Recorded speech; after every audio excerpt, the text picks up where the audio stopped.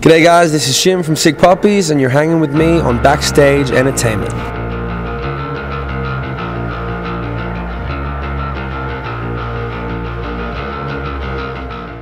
Hey guys, Jeremy Lafrentz, Backstage Entertainment. We are hanging with Shim of Sick Puppies. It's going on about 12:30. Yeah. You guys have had a crazy busy day. I mean, talk about the day that you've kind of gone through today. We started out around 11. We went to 3 radio stations. Yep. Played acoustic for all of them. Right. Met a bunch of fans who had won competitions.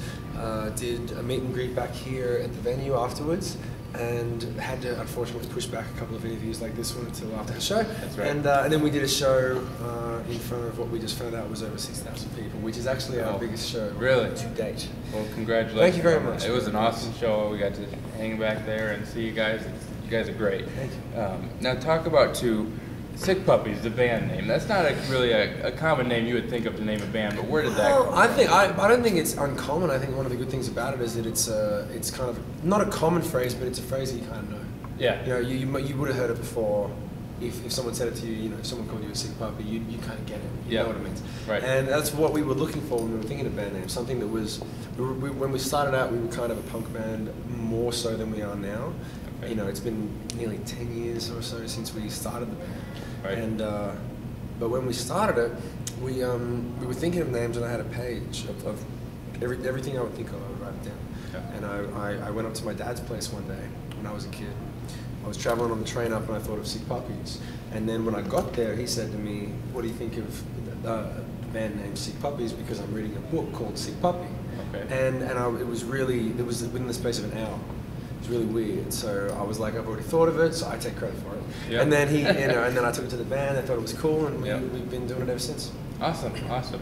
And you guys have kind of started in, say, 1997 when you kind of, like, you and Emma kind of started the band, is that right? Yeah. And then, like, you really started getting well known in 2006 with the Free Hugs campaign and shooting that. Tell us a little bit about Free Hugs and kind of how that came to be. That came to be because we were working day jobs to save up the money to come over to the US from Australia. Right. And I was working a sandwich board sign, basically. I'd hold it up, make sure I didn't fall over. And I met this guy giving out free hugs. I videotaped him with my dad's camera. You flash forward to like a year and a half later.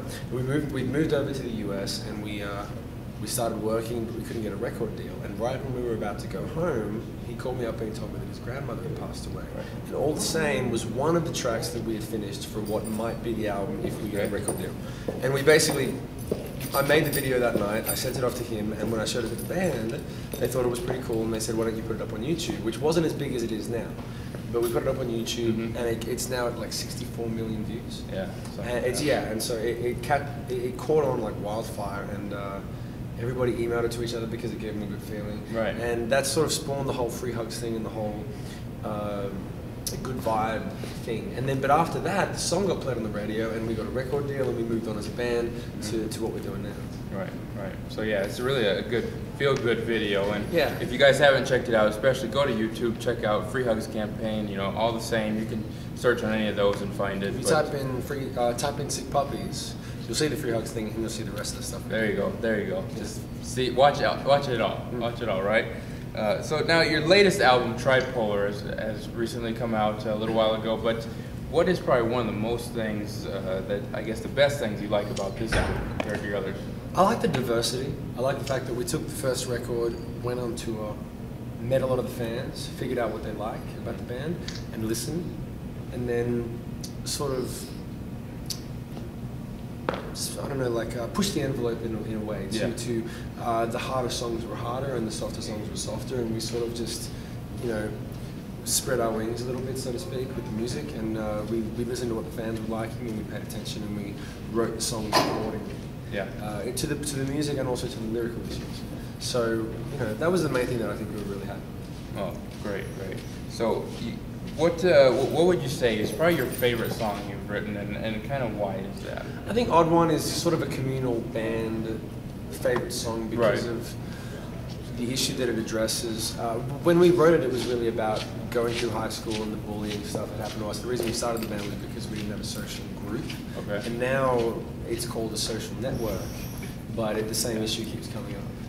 And so it's sort of become like, for a lot of our fans, it's become a soundtrack to them for that particular issue. But we were really proud about what we were able to say in that song in a very simple way. And the reason that we chose it as a single was because so many people were singing it at the show. So many people were responding to it before it was a single. And now, you know, we can break it down and let them sing the entire chorus by themselves, and they take it away. Yeah, that's gotta be quite something when you're up there and everybody's singing the words surreal. of the songs. It's very surreal. Yeah. Talking about performing, you know, a lot of people in bands, they just do the singing or they just play the guitar. You do both, though. Yes. What is it like on stage? I mean, is it hard to kind of remember chords or anything like that, and then the lyrics? No, I've been doing it for a while. Yeah. And also, I make a point to write simple stuff. I don't write, you know, I can play and sing at the same time certain parts if you practice it for a while, and then you sort of, once you practice it and you got it down, it's done. Right. But no, I'm okay with it. I mean, there are people who are much better at it than I am, but I can do what I do, and I'm fine with it. Yeah. Now, the other band members, Emma and Mark, you guys have been together for a while now. Has there ever been any kind of funny pranks you guys have played on each other? No, we play pranks on other bands. Do you? Yeah. Okay. We played a prank on Shinedown. The drummer has long dreads, and I walked out and I played their biggest, well, I think it's their biggest single, Second Chance. Okay. And I played the drums. Really? That song, yeah, because I started on the drums. So I walked out. None of the other members knew except Barry, the drummer, who's a good friend. But they're all good friends. And I went out and I just, because it's pretty simple. It's a ballad. It's pretty straightforward. Yep. And I started out on the drums, so I played that. And it was funny because the singer, literally like two seconds before he walked out, was like, oh my, he saw me on the drums. He was like, oh God. And he didn't know I could play drums. None of them knew I could play drums. Yeah. So they freaked out. But it was fun. I managed to pull it off. Right. Yeah. And then how about, here's kind of maybe a tough question for you. If you could be somebody dead or alive, who would that be for just a day? Probably be someone smart. I'd probably be Albert Einstein, dude. Einstein? I'd probably be Einstein just to see what it feels like. Okay. To be thinking in a different way. We had one of your buddies from My Darkest Days say Albert Einstein. For real? Too. Which one? Yep. I want to say Brendan said it. Yeah, that makes sense. Right? Yeah. Yep, if I remember right.